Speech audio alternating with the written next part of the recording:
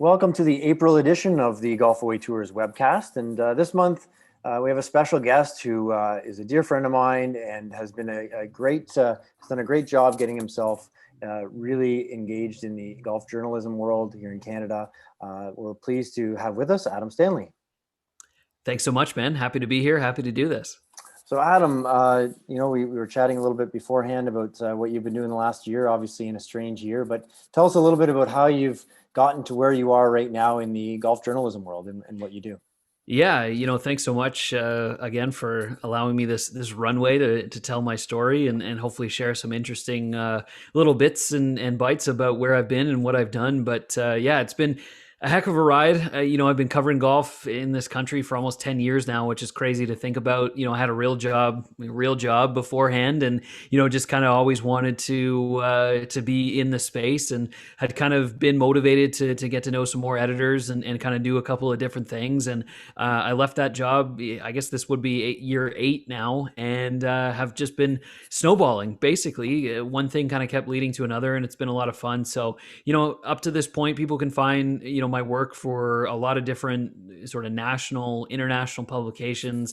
I write mostly, but over the last little while, I've been doing a ton more sort of on-camera stuff, which is kind of the lane I want to end up going down. It's been a lot of fun doing that. And then, of course, like you kind of alluded to, I've just started a podcast that's LPGA Tour specific with my good friend Amy Rogers, who's the LPGA Tour reporter for the Golf Channel based in the US. So we've had a lot of fun doing that up to this point, and we've got a lot of really, really good guests available and coming to us now over the rest of the summer. So we can't wait to kind of get that moving, and it's been cool, from a content creation perspective too. There is obviously a line. I'm in my 30s and I'm let's say friendly with most of the guys and the girls who are, playing on the PGA Tour and the LPGA Tour. Certainly from a Canadian perspective, I'm pretty close with all of them. So it's been neat for me to have some nice access and to tell some nice stories that maybe some people don't have the ability to do. And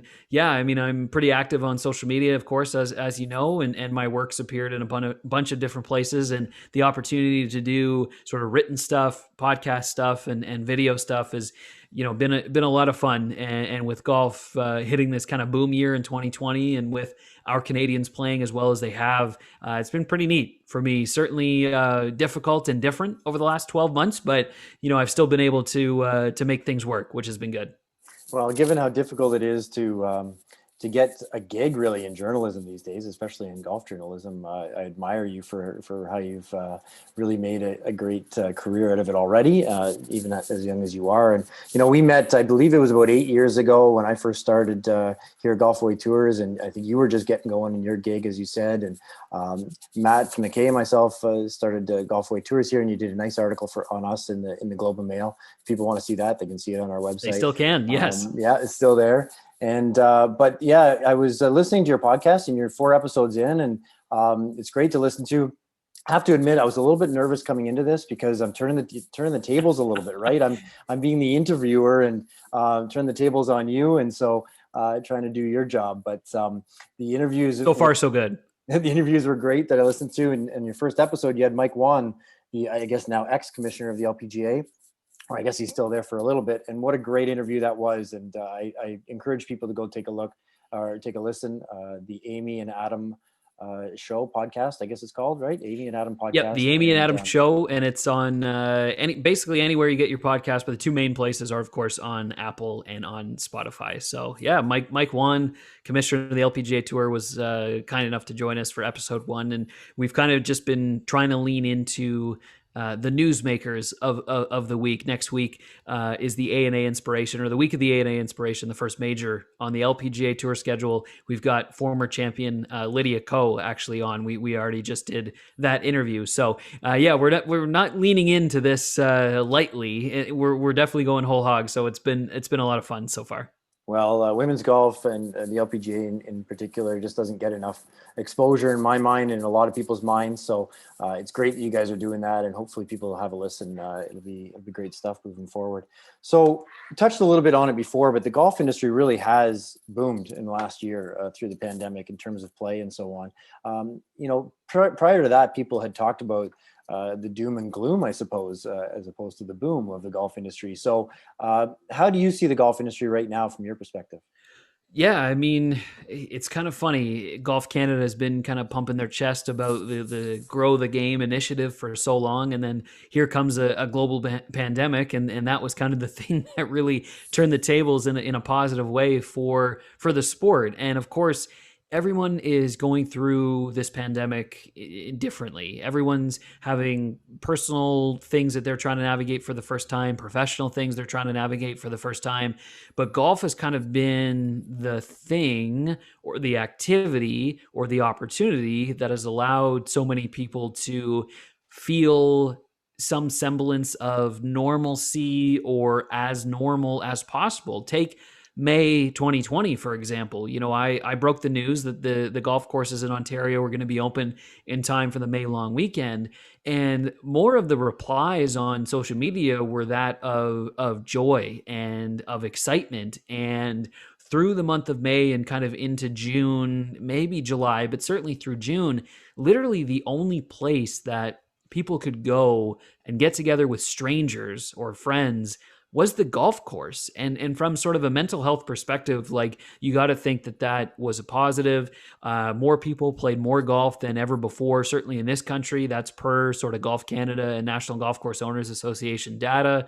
So, the sport continues to probably have its struggles as it relates to the classics: timing, money, diversity and inclusion, and et cetera. But I think it's really broken down the key barrier of inaccessibility. I mean, golf was there when nothing else was. And I think that that is going to lend itself really well for the sport for moving forward. And you look at Golf Canada and their new campaign, Golf is Calling. They're laser like focused on diversity. We're not going to solve all of these issues. And I speak to we as sort of the Canadian golf collective.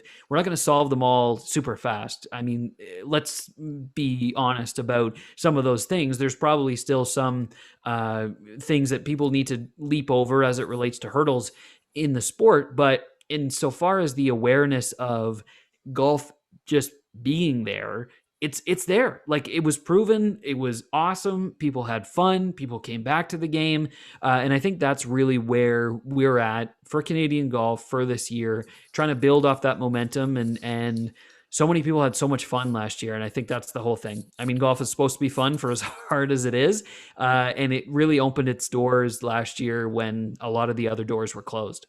Absolutely. And, let's hope that the momentum does continue beyond this pandemic, and the people that were reintroduced to the game or introduced for the first time really stick it out. And you see it a lot even in the courses in the Toronto area in particular, that, we're suffering trying to get members, and now we're nearing capacity. And Exactly. you're certainly still seeing that. So that'll continue through 2020 and 2021. And it's funny, I was talking to some of my Irish colleagues this morning, and golf courses still aren't open there. They'll be opening early in the month, but they're not open right now. And it surprised me because, it is the one thing that you can get out and do, as you said. And luckily here in Ontario, we are in the stage where golf courses can open. And with the mild spring we've had, some courses are open and people are out there already. So that's great to see. And hopefully, like I said, that momentum continues. So more on that theme of Canadian golf, we have a lot of groups that we're supposed to go overseas this year and can't, and have had to pivot a little bit, some of them, and take trips domestically. And our country has such a variety of golf. And so I wanted to pick your brain on sort of your favorite spots to golf across our great country. Yeah, I mean, there are a lot, and that's kind of the cool thing. I mean, Canada as a whole is so large, and because of that, there are innumerable opportunities to play good golf here in Canada. Coast to coast, obviously. I've played golf out kind of Vancouver way, Kelowna. Certainly, I've played golf there, and I've kind of started to dive into the world of kind of wine and food a little bit as well. And Kelowna is kind of that unignorable spot, the Okanagan out in the West Coast. So I love going to Kelowna. I've been there a couple times, and I think that is a big highlight for me. I've been able and lucky to do sort of the Banff, Jasper, Canmore sort of trip as well. And I mean, people come from all over the world just to see those mountains and play those golf courses. And yet we have them here in Canada. So I think I would be remiss to not mention sort of those areas too. And it's kind of like you're playing the hits a little bit, but they're hits for a reason. Through kind of the Saskatchewan and Manitoba golf, I haven't played much out there. I have been to Saskatchewan. Obviously, I went to Regina, covered the CP Women's Open there, but I mean, they've got their own good golf courses there. I mean, again, out east, I spent a good chunk of time in 2019, 5-6 days in PEI. Absolutely loved every single golf course there. The food, the people. I couldn't recommend PEI enough for groups maybe looking for something that was maybe Cabot adjacent, but perhaps not so much Cabot, because I think Cabot deserves its own total category. I mean, everybody knows about it if they haven't been yet, and all of the feedback is warranted, and in fact, I think it exceeds everyone's expectations. But for me, I absolutely loved my experience on PEI, and I think I couldn't recommend it enough for groups maybe looking for a Canadian trip. And then, of course, there's Ontario. I mean, I'm from Toronto, spent my whole life there. My parents still live there. I live in Ottawa now, and kind of Eastern Ontario is doing its own thing with golf. And, of course, Brooke Henderson being from close to here, she's kind of helped to shine a light a little bit on some of these Land O'Lakes or Frontenac region or Kingston area golf courses. But, I just shot, Toronto is Toronto, and there's innumerable courses there, again, to use that word, but there's so many good ones, private and public. But I just shot a video series in the Niagara region. So again, I'm kind of leaning into that wine and food sort of thing, but you don't really realize that Niagara and Niagara on the Lake, I mean, that's like less than an hour from downtown Toronto. Like, it's kind of right there. And you don't really realize that, I mean, there's golf, there's food, it's kind of the total package for people that are maybe, hey, let's rent a van, let's get 4-6 people, let's just cruise 45, 50 minutes down the QEW, and then you've got basically everything. So it was a long-winded way of me saying that there's a lot of golf in Canada to be played, but any place, Kelowna, Niagara, PEI, that can really have golf plus, like, those are the kind of things and the kind of places that I like going to.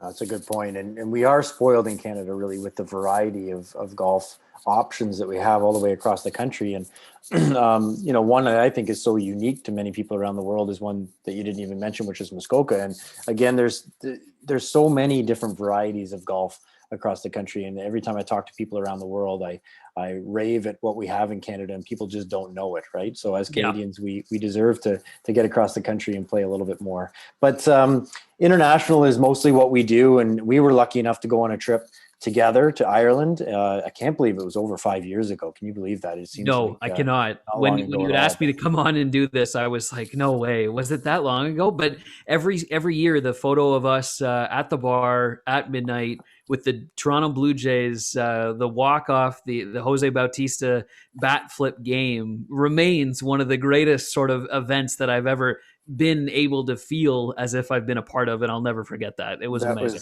That was an incredible moment. And actually, I just had the owner, Frank Casey, or the director of golf from Rossapeno on last month, and we talked and he remembered that. I said, we were the group there. He said, oh yeah, we had to look for that on a different TV for you. Yes. I said, that was us. Yeah, and we were the only people in the bar, and it was a cool experience. But tell our listeners a little bit about your experience on that trip in Ireland and what you loved about it.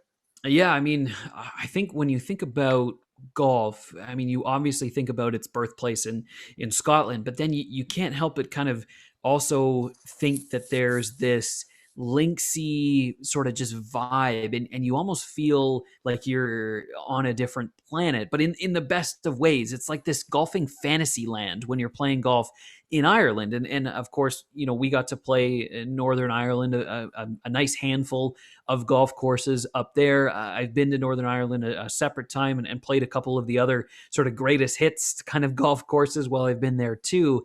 But there's always this, like, you got to do this. You got to just kind of feel the golfing experience when you're over there. And that's kind of the undeniable truth about that kind of golf because it is so different. Not unlike if somebody goes to Banff Springs and plays sort of this mountain golf for the first time, or goes to Cabot or PEI and plays that kind of golf for the first time, or goes, to Arizona and plays desert golf, or goes to, Stream Song and plays that golf. Like every place in the world has their own kind of vibe for golf. And this Northern Irish, just pleasant, sun shining, linksy, bouncy, vibey, moody sort of experience was definitely an undeniably joyous one. I think we lucked out with probably the best weather that they had ever had when we got to go play. But I think there was one round where the weather wasn't all that great, and I think it happened the night after we were out kind of late enjoying the rest of the Northern Irish culture that exists as well, that people would be remiss not to go and experience as well. But I think the golf is just unlike sort of any place that we've been. We had so much fun. Like I'm still thinking back about how we had like the maybe it was 10 of us all in the same thing. We had that bottle of whiskey going. We had, oh my gosh, like the whole trip, the whole experience was totally fabulous. And I think that they, as sort of a golfing culture, probably are more okay with the, just let's just go have fun. Yep, okay, we'll see you. Go do it. Carry a half set. Do whatever you want to do. And it was an absolute treat. It was amazing. And that remains one of my best memories from over there. And that was at Rosapenna, and we played the Sandy Hills course, and then asked again Frank if we could go out and play the Old Tom Morris course, just play 9 holes. And it was late in the day, and we didn't have a lot of time. And they said, "Well, we have some buggies for you." Okay, great, that's good. So because we were tired, we just gotten off the plane not long ago, and they let us play as an eightsome, and we had bottles of whiskey, and we had music blaring, and it was very much not the Irish golf experience that you expect, but just goes to show how much easier going they are on that coast of Ireland. Not as stuffy as some of the other sort of bucket list, if you will, courses that you might go to. But and there's a really place for that, obviously, as you're well aware, and people they'll want to go to the certain spots that kind of make up the top 100 and et cetera. But I think there's a lot to be said for the spots that we went as it relates to kind of just this vibe, this golfing experience that you really can only get when you're over there. Yeah, absolutely. And more to your point on the weather, we played in Donegal, and it was mid-October we went. And I remember at Donegal, some people wore shorts that day. It was such a beautiful, beautiful day. So we lucked out that way for sure. You can't confirm that though with your clients, I guess. You can't quite sign up for that. It's always like that in October. Yeah, okay. Absolutely. So it is April, and we'd be remiss if we didn't speak about the Masters. Obviously, I believe the first one you ever covered was the same year that I went down there, 2016. Is that correct? That is correct. And, it was the year that Spieth kind of dumped a couple balls in the water on 12, and Danny Willett snuck in and won the tournament. It was a pretty memorable one. Memorable one for me because I got to go watch a couple days, but obviously very memorable for you. So tell us about your first year working at the Masters. Yeah, I mean, into the Monday. The week didn't end on Sunday night after the green jacket ceremony. So yeah, I mean the Masters, they haven't done it the last couple of years, and with reason. But the Augusta National Media Corps, they actually, and if you haven't played before, you are allowed to enter a draw to try to win an opportunity to play Augusta National Sunday Pins the Monday after. And my first year, put my name in. I had brought my clubs because Lauren Rubenstein, obviously a friend of the show, had suggested, hey, listen, you know what, you might get called because first timers are usually kind of in the mix. So I was like, all right, if I'm going to do it, whatever, I'll just do it. Brought my clubs, and sure enough, I did get called. So I did get to play Augusta National the Monday after 2016. Weather was amazing. I was glad that I brought pants because you're not allowed to wear shorts. I was also glad that I brought my clubs because it's Augusta National. They don't have rental sets sitting around either. Saturday, your name gets drawn. Sunday, you have a meeting first thing in the morning with the other people whose names got drawn. and Monday, and then that's when you get your card that says what time you're allowed to enter. You're only allowed to enter 1 hour prior to your tee time. So I got my little card. At that point, it was 2016, and Uber was just starting to be a thing. I didn't have a rental car that week because I was kind of bumming off some of the other riders who were there. So I asked, like, "Hey, can I take an Uber here?" And they were like, "We would prefer you didn't. Perhaps if you could find a ride, that would be much more appropriate, since I was going to try to have to take an Uber down Magnolia Lane." So thankfully, one of the other riders, Cam Cole, who's actually won the media draw 3 times. He's played Augusta 3 times. You can only enter every 7 years, and on the 7th, every single time, Cam Cole ended up winning. So the drive down Magnolia Lane for Cam Cole really wasn't that big of a deal. So he brought me down Magnolia Lane, and off we went. 18 holes I'll never forget. And a score that you made on 12 that you could have sold to a Jordan Spieth the day before. Tell us about the 12th hole. Yes, yeah. I mean, so I make birdie on 12 without having to bury the lead there. I make birdie on 12. My caddy, I had pitching wedge in my hand. We're playing from the members tee, so they have you move up a block. It just makes sense. I got pitching wedge in my hand because it's 135.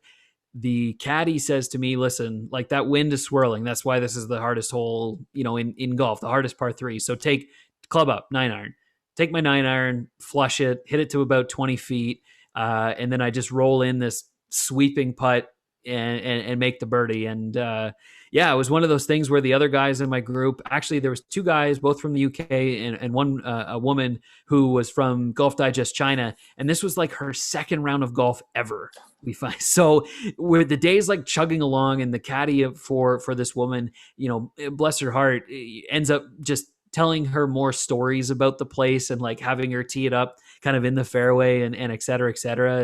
And that was all good. And yeah, so make the birdie on 12, obviously make double bogey on 13 because I'm way too amped up and overwhelmed at what just happened. But then I ended up rattling off 4 straight pars. So I parred 14, 15, 16, and 17.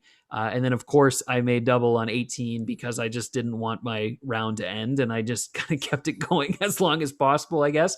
But I did come in with an 89. It was one of those things where I have trouble remembering what I had for lunch yesterday, but if we had like all the time in the world, I could probably regale you with every single shot I hit on every single hole, including my warm-up. And it was just everything you would think about Augusta National being like plus, including like I shared my Champions locker with Jack Nicklaus. Like I had Jack Nicklaus's locker that day, right in the Champions locker room. So anyways, the long and the short of it is I have been extremely lucky sort of in my life.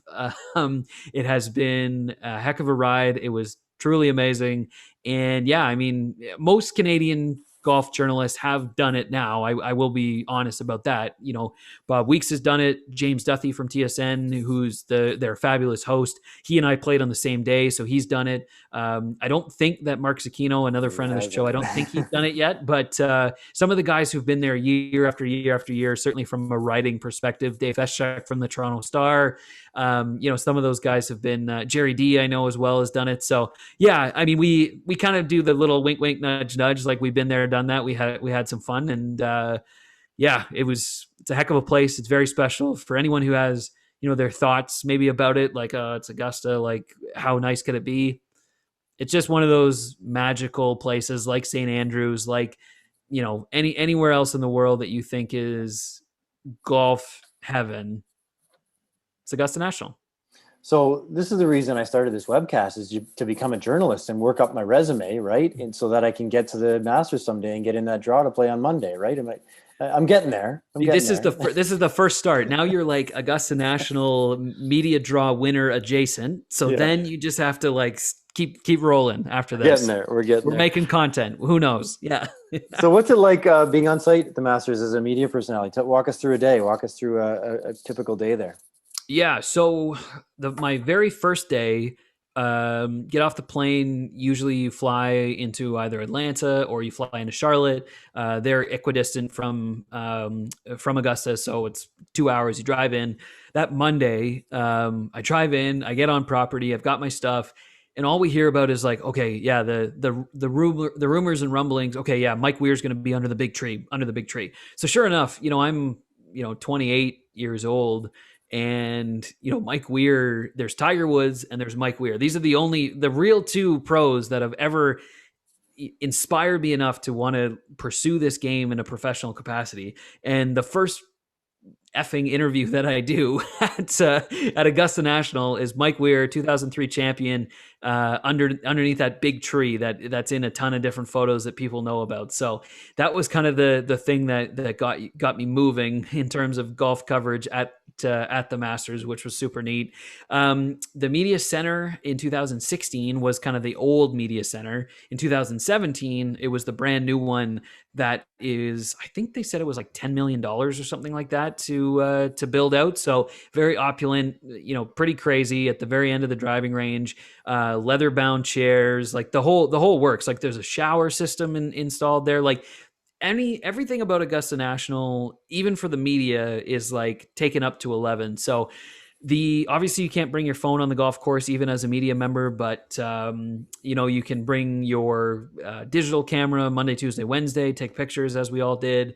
You actually have access to, or at least you used to have access to a very specific and different merchandise area. So I met like the lead singer of Lady Antebellum, a big country band, like in that particular area, because he's just chilling there like anyone else would be, which was kind of neat. Peyton Manning was hovering around as well. So you do kind of get those perks, certainly, as a media member at Augusta National. But it is hard. Like, and I say hard because I feel kind of bad saying that it's hard covering the Masters, but you don't have the access when you're out there following things that you would normally do at any other sporting event. So you really have to commit. You have to be like, okay, I'm going to go follow Corey Connors, or I'm going to go follow Jordan Spieth.